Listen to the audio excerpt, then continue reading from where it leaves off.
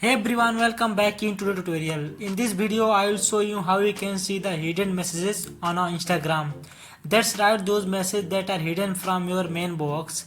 In this I will guide you step by step process how you can see all those messages on our Instagram.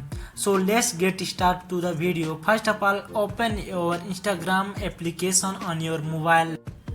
After opening Instagram application, make sure that your account is logged in. Then tap on the paper airplane icon in the top right corner to go to your messages. Click on that.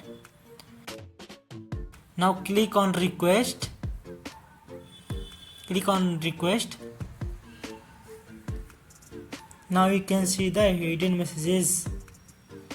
In this way you can see all messages, primary, general, hidden messages on Instagram. Now that's it. Now you know how to see hidden messages on Instagram. If you have any questions or need further assistance, please let me know in the comment below.